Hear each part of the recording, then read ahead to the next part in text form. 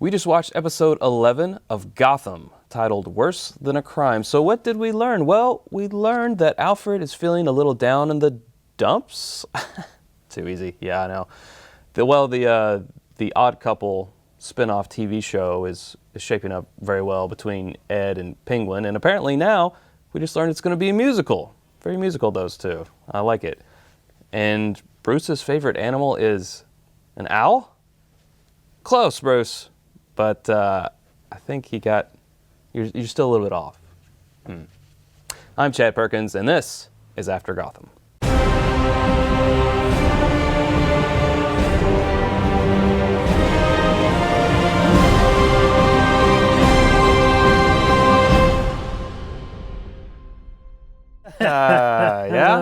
Yeah.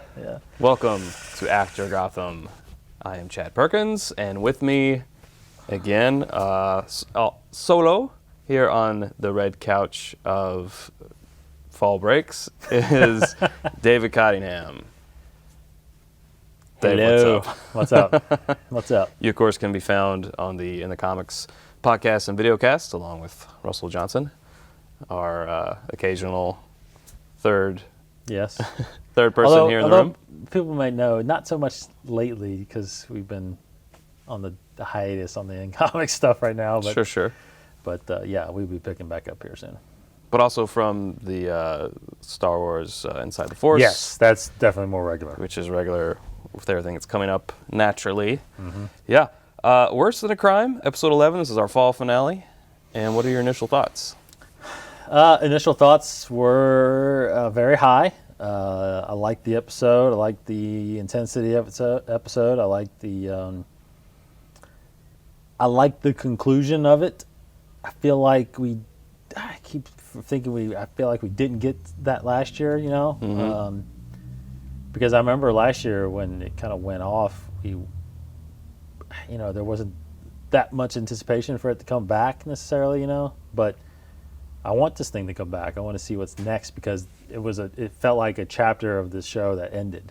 Mm-hmm. And there's nothing lingering, really. You know what I mean? There's a couple things, but the bad guy really is kind of resolved. And right. I thought that was really good. Yeah, it seems that they took season 2 and split it up just right down the middle with episodes. First part was Gallivan. It looks like Mr. Freeze is going to be the baddie in the second. Mm-hmm. But now also the cat is out of the bag about Enigma. Yeah. At least the Jim A little bit. I mean, he doesn't really know what he's done. But he's in cahoots. Somehow he's helped with the Penguin. Yeah. Yeah, so maybe that will advance. Yeah, I don't know how they're going to... Yeah, I don't know how he's going to stay on the force or anything like that. That's going to be tough. But plus, he's still out for arrest. I guess that's still a thing. That part didn't get resolved. I mean, they had a warrant out for his arrest. Who? Gordon? Gordon. Yeah. Oh, yeah. I don't know about that. I mean, I don't know how they're going to do that because he did. He should be proven innocent. I mean, whatever because the charges were harassing the old mayor or something like that, right? Or something like that. So, yeah. Well, he punched out Gallivan again. He did punch out Gallivan in again. court. Yeah. Well, that's true. Then he fled. He fled because the guys were actually kidnapping him. They weren't actually arresting him. So that's got to be proven. But yeah. Right. I think everything will fall fine for that. Mm-hmm. Well, the show started off with Alfred coming out of the dump. So apparently he rode that garbage, the garbage truck all the way to the dumpster and got dumped. And then Tabitha and the goons were looking for him. He successfully evades them. And tough old man. I mean, he got a knife in the back and he got stabbed in the side. But he's just out there looking for Master Bruce like a good butler should. Right. Yeah, he didn't bleed out or anything. He made it to the gunfight and, stepped up and saved him. So, tough guy. What did you think about how Bullock just completely didn't question anything when Alfred was like, I need a gun? Like, okay. Yeah. unfortunately, Bullock has kind of taken a really huge back seat to this show. You know, there were some great parts with him in the first season. I thought, you know, it was kind of him and Gordon's story, and they just decided. It looks like this season they just decided to really go after the villain side of things, and even Gordon kind of has come back a little. You know what I mean? It's because this was more about getting revenge on Bruce and getting, you know, Gallivan trying to acquire his company. And I mean, Gordon. I mean, there were a couple episodes we didn't even see Gordon. So I mean, not Gordon. Bullock. Yeah, Bullock. You know, I mean, at first he wasn't even part of the force again, right? Until later. But so, and I like Bullock's character on there. I like Daniel Logue. So I think, you know, Donald Logue. Logue. Sorry, yeah. Donald Logue. Something didn't sound right about that. Yeah, did I say Daniel? I think I said yeah. Donald. Yeah, Donald. So yeah, I just think, unfortunately, he's just suffering. His character has kind of suffered from, I think, critics and fans that wanted more out of, you know, whatever else, the villains possibly, I guess, which seems like people are more satisfied now with the approach they're taking now. So yeah, he's because I mean, I think about the firefight, he was like not even in it till the very end because he couldn't make it up the steps. Right. So yeah, he's still there for the comic relief. Yeah. Maybe not as much as before, just because there isn't as much Bullock. But yeah, and I feel like you. he's like right. I feel like he's just on Gordon's side. I think whatever Gordon feels is right and to do, I think he's just after it with him. Well, going back to Jim, what about this turn that he has taken? Apparently, it only took one example of taking a half measure for him to just go through with it. I mean, the mid-season finale really kind of bookended with the first episode of the first season, where they put someone in the trunk, take them to the dock or to the bay, and the first episode, he makes people think he shot Penguin, but he spared him. And this one, just bullet right in the head. You know, what do you think about this transformation? Wow, yeah, that's tough because you've always thought of Gordon as, I guess, kind of the guy that's making sure Batman is playing by the rules. You know, he understands he's a vigilante in a sense, but Batman, he's not taking the law. I mean, he's not taking the law in his own hands. He's almost assisting, right? He's trying to get rid of the criminals, but he's not getting rid of them by killing them. He's turning them over to the police. And Gordon's usually the guy that's by the book and, you know, Batman, I'm here to help you, but you got to do things the right way, kind of thing, and let us judge them and take care of them, and, you know, get the justice. So he's not that guy, you know, the guy that just blows people's heads off, but he's done. I mean, the whole thing about whoever that was previously, where it was kind of self-defense, you know, to get his job back. Right. But this was crossing the line. This was taking that step further and being that guy saying, you know, is one life worth thousands of others that could possibly be if he gets back out, you know what I mean? So he's deciding to go that road right now. So yeah, there is that side of him. But, you know, I don't know, because I'm on the fence on things like that, because, you know, like I'm a huge fan of the show 24 that used to play, and, you know, Kiefer Sutherland's character Jack Bauer would always take things in his own hand for the betterment of the country. Like he would torture terrorists and possibly cut their fingers off and stuff like that to get the answers to save millions of people. So, and I always was like, yes, we need guys like that. You know what I mean? Because if you don't have guys like that, you're not getting anywhere. Millions of people are going to die. So it's like Gordon's like, I think he just feels like he needs to be this way in order to start making Gotham better. Because if you're not this way, things are just going to keep escalating, you know, and escalating and escalating. and maybe get so far reach you can't do anything about it then. Right. So it's hard. I think he's at that point where he just has to. He's made a decision like I have to make. It has to stop somehow, and by killing this guy is the only way. Yeah. Well, switching gears to Bruce, but staying in the same vein of, because I like it when we kind of compare what the show is doing to the characters to what's in the comics. And I know, it's a show and it's doing its own thing, but it's always good to kind of compare the source material. What do you think about Bruce being, I mean, he has shown that he's clever, Right. and that he's not getting the wool pulled over his eyes all the time. Sometimes, especially when a girl's involved, but Right. kind of like the fool me once thing. But he is remaining very, very nice. And one thing in particular is when, Silver finally told him that, I'm supposed to make you kiss me before you go to get killed so I can stay in the family. And he goes and decides to do that for her and say, I love you in front of Galavan for her sake, even though she is, not proven to be a friend at all. So, I mean, Batman in the comics, he's not exactly what you call a nice guy, right?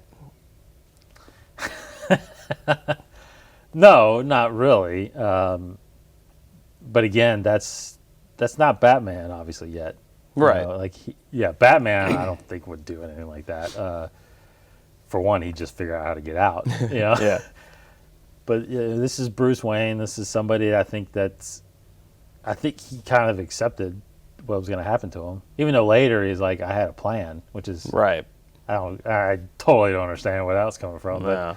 because that would be Batman thing. I would have figured it out, you know what I mean? But no, I think he was just kind of, just doing that good deed before you bite the bullet in a sense, and you don't want to go out.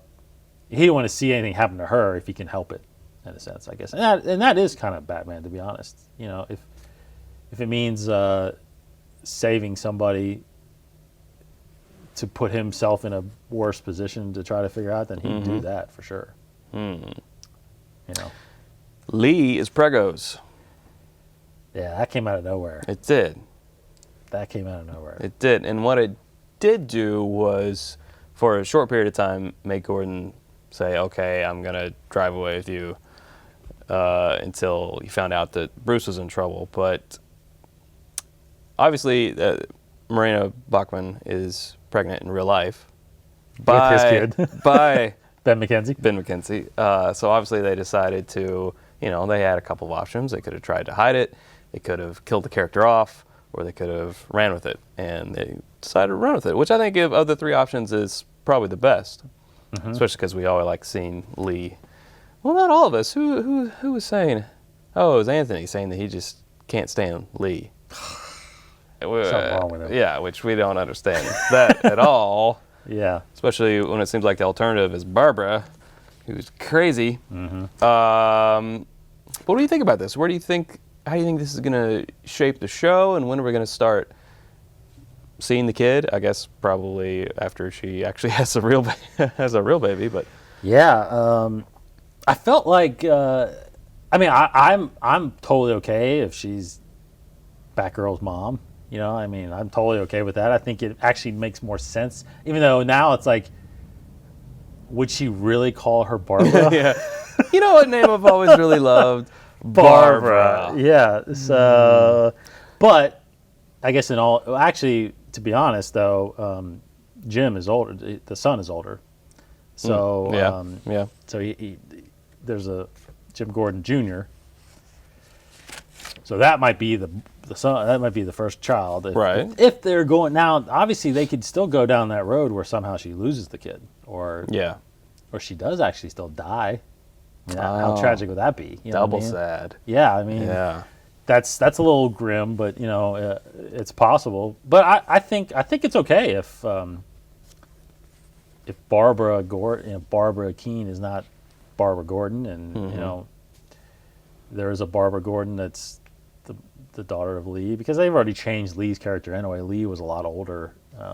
Well, I guess she gets older when Bruce is older, so it could be the same character technically, but she's a lot older than Jim Gordon. At this point in the series, but I'm cool with it. But I thought that was a cool twist to make him think about what to do, you know, because you can't say no to that. Right. So Until he did.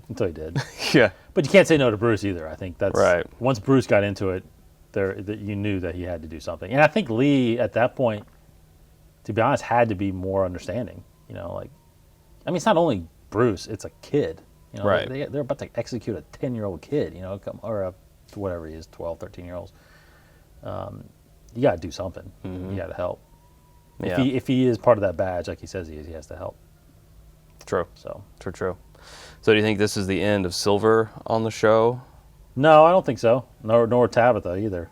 They'll be back somehow. I did like how Tabitha finally stood up to Galavan and took his parachute and everything. I thought that was great.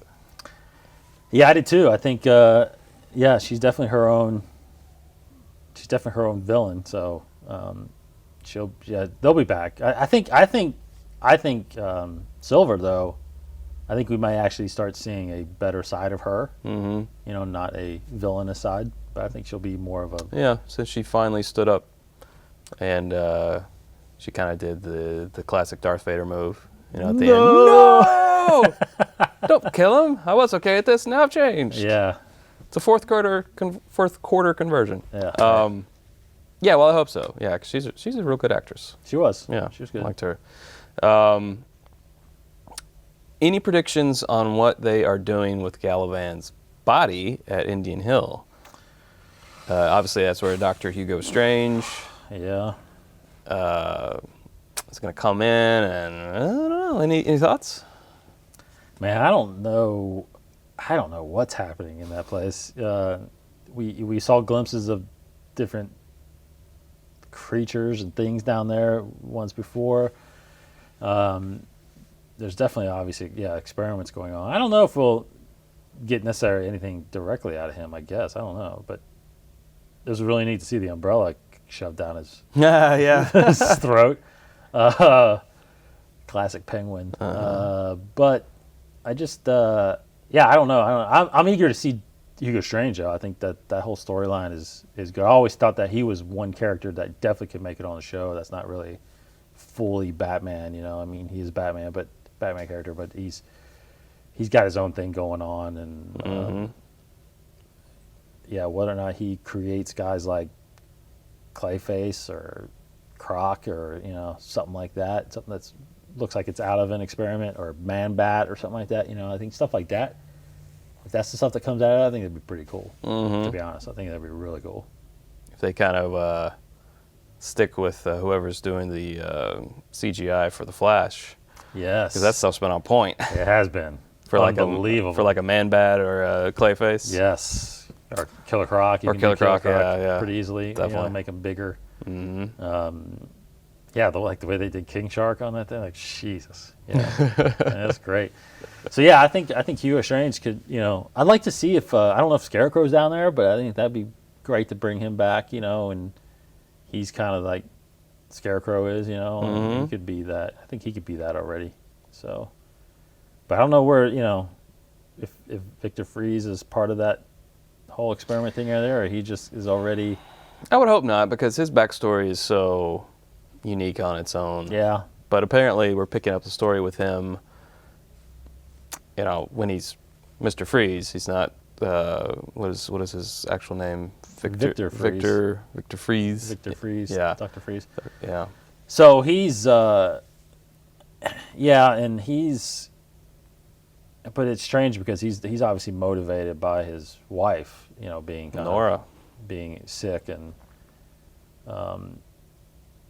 so it's it's strange that they're moving past all that, if they are, or he's got other motivations. I don't know.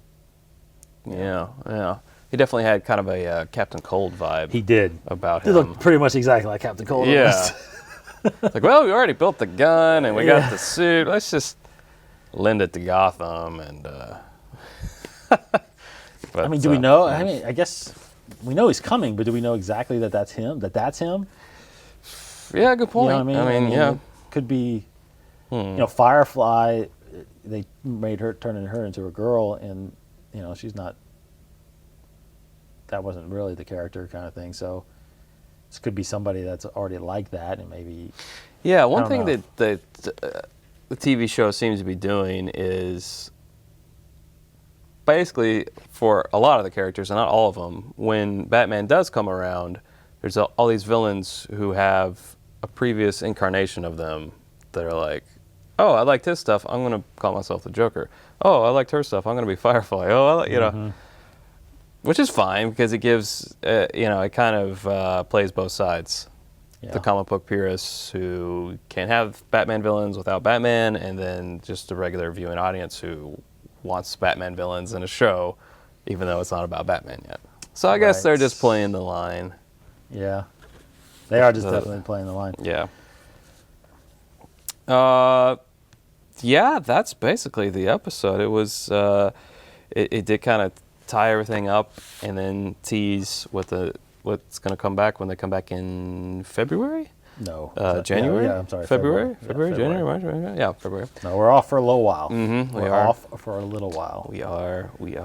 But we will be back with who knows on this red couch and who knows in what studio. Things might change. That's a long time until February. Well, we got a lot of stuff going on, so yeah. It's a lot of moving parts, for lack of a better term.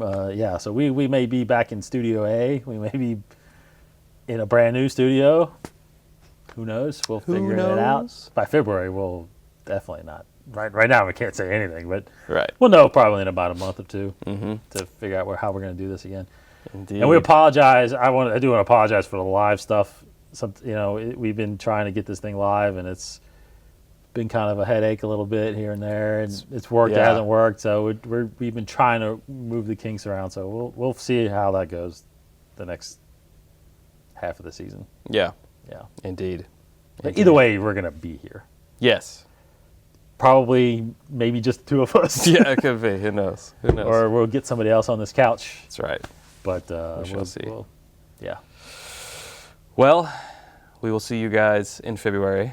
I'd like to thank my guest, David Cottingham. You can follow him on Twitter at dcottingham21 and check him out on the various shows that he graces. And I am Chad Perkins at ChadPerkins21. And always follow the show at After Gotham on Twitter. We should mention, though. Since we got a little bit of time, I guess. We do. They showed the Batman vs. Superman teaser at the end of the show. They did. Yeah. So what did you think about that?